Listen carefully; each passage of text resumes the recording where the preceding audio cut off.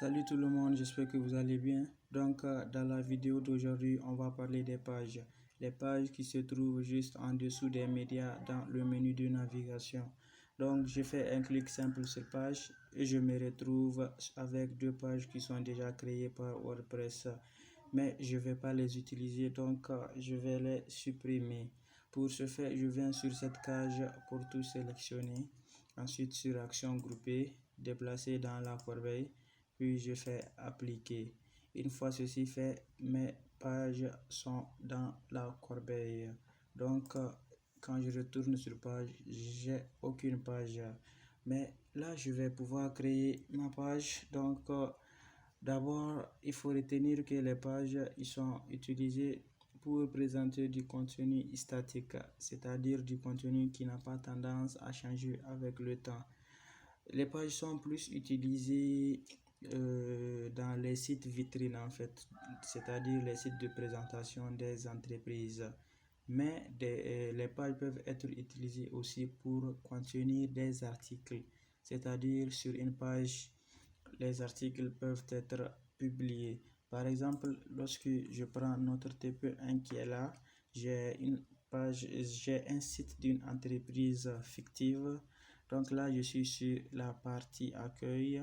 Ensuite, j'ai la page à propos qui est là.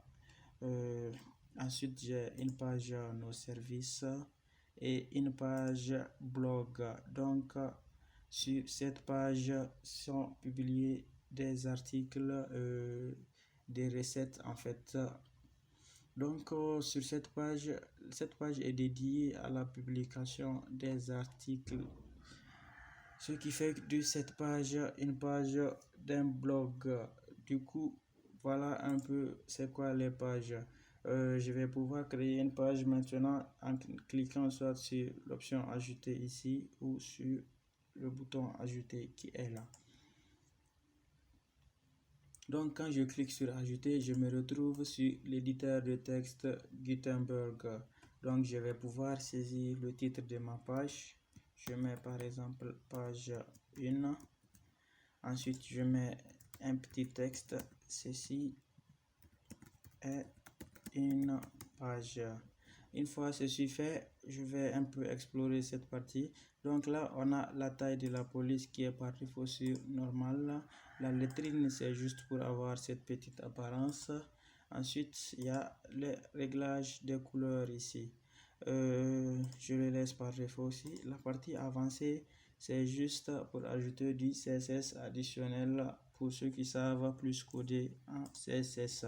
Mais là, on n'a pas besoin de ça. Donc, je vais pouvoir cliquer sur le bouton publier. Une fois cliqué là-dessus, on me demande de confirmer la publication. Mais d'abord, je vais vérifier les réglages, à savoir la visibilité qui est sur public et la publication qui est sur immédiate.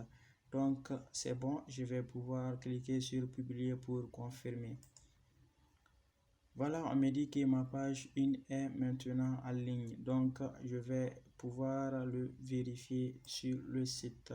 Donc là je suis sur le site, je vais actualiser et chercher ma page 1. Là j'ai mon article 2, j'ai mon article 1 et je défile vers le bas, mais je ne retrouve pas ma page 1. Donc quelque chose ne va pas. Du coup je retourne au niveau des pages ici. Je vois bien que ma page 1 elle est là et on me dit qu'elle a été publiée il y a une minute. Donc en fait j'ai pas pu voir ma page ici parce que les pages sont uniquement visibles dans les menus. Donc pour pouvoir utiliser une page, il va falloir créer un menu. C'est ce qu'on va faire dans la vidéo prochaine.